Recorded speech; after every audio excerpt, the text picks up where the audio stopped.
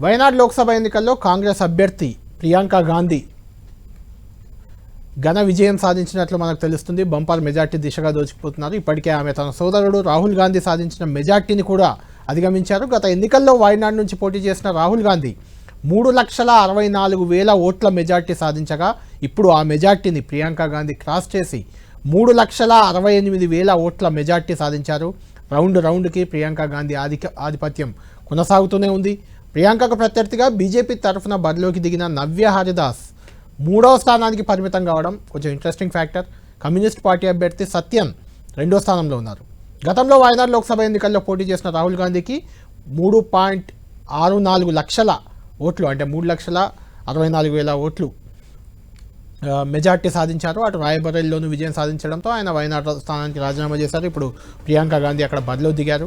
అక్కడ ప్రియాంక భారీ మెజార్టీ దిశగా దూసుకుపోతున్న పరిస్థితి మనకు కనిపిస్తుంది. ఒకసారి ఇదే అంశానికి సంబంధించి హరీష్ పాల్వాయ్తో కూడా మాట్లాడదాం. హరీష్ గారు, మీరు చెప్పాలి,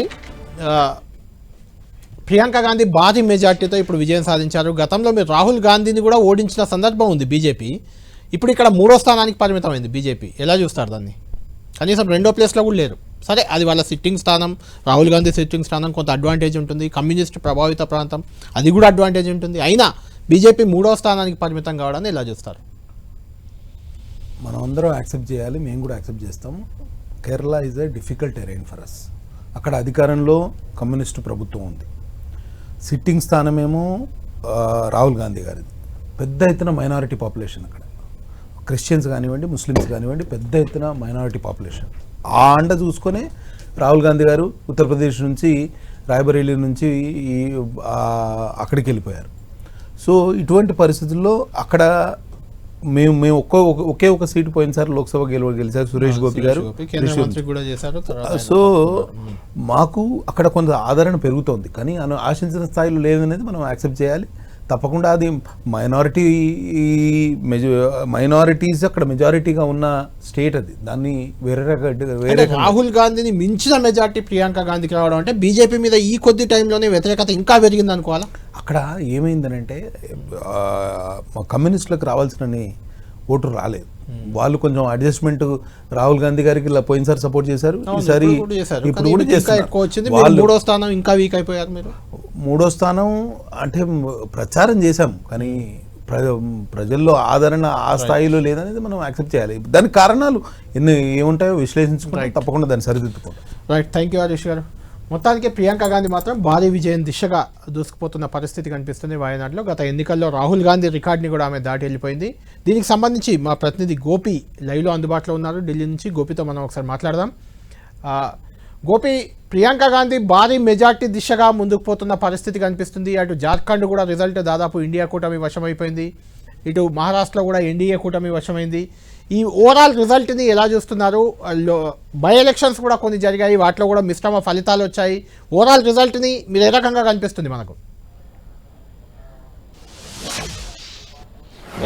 రెండు రాష్ట్రాల అసెంబ్లీ ఎన్నికలు, 48 అసెంబ్లీ ఉప ఎన్నికలు, అలాగే 2 పార్లమెంట్ స్థానాలకు సంబంధించిన ఉప ఎన్నికలు, ఈ ఫలితాలన్నీ కూడా ఈరోజు సాయంత్రం 4 గంటల కల్లా కూడా పూర్తి స్థాయి ఫలితాలు క్లియర్ అవుతాయి. ఇప్పటి వరకు ఉన్న ట్రెండ్స్ ప్రకారం మహారాష్ట్రలో మహాయుతి ప్రభుత్వం ఏర్పాటు కాబోతున్నట్లుగా ట్రెండ్స్ కనిపిస్తున్నాయి. జార్ఖండ్ లో కూడా ఫలితాలు ఇండియా అలయన్స్ కి అనుకూలంగా మ్యాజిక్ ఫిగర్ దాటి ఇండియా అలయన్స్ ముందంజలో కొనసాగుతుంది. 49 స్థానాల్లో ఇండియా అలయన్స్ కి సంబంధించిన జేఎంఎం, కాంగ్రెస్, ఆర్జేడీ ఈ పార్టీలు ముందంజలో కొనసాగుతున్న పరిస్థితి ఉంది. ఇక లోక్సభ బైపోల్స్ కు వస్తే నాందేడ్ లో ఇటు బీజేపీకి సంబంధించిన అభ్యర్థి ముందంజలో కొనసాగుతున్నారు.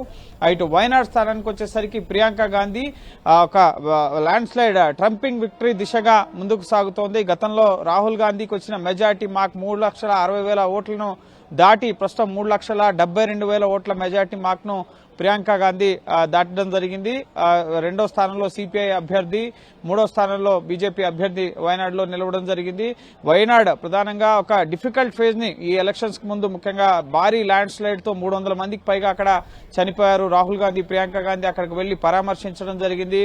మీ తరపున 2 పార్లమెంటేరియన్స్ పార్లమెంట్ లో వయనాడ్ గొంతుకను వినిపిస్తారని చెప్పి రాహుల్ గాంధీ చెప్పారు. సో ఆ దిశగానే రాహుల్ గాంధీకి వచ్చిన మెజార్టీని మించిన మెజార్టీ గతంలో అనిరాజా రాహుల్ గాంధీ పైన పోటీ చేశారు. ఈసారి సత్యన్ సిపిఐ నుంచి పోటీ చేయడం జరిగింది, నవ్య హరిదాస్ బీజేపీ నుంచి పోటీ చేయడం జరిగింది. సో ప్రస్తుతం 5 లక్షల మెజార్టీ మార్క్ తో ఈ ఎన్నికల బరిలో కళ్యాణ్ 5 లక్షల మెజార్టీ మార్క్ తో ప్రియాంక గాంధీ బరిలో దిగడం జరిగింది. సో 3,72,000 మార్క్ ని ఇప్పటికే దాటడం జరిగింది. మొత్తం 9.5 లక్షల ఓట్లు అక్కడ పోలవడం జరిగింది. సో ఇప్పటి వరకు ఓట్ల విషయానికి వచ్చినట్లయితే కనుక 5 లక్షలకు పైగా ఓట్లు ప్రస్తుతం ప్రియాంక గాంధీ సాధించుకున్నారు. ఇటు సిపిఐ ముఖ్యంగా ఇటు బీజేపీకి సంబంధించిన నవ్య హరిదాస్ కి కేవలం 1,02,000 ఓట్లు మాత్రమే అక్కడ రావడం జరిగింది.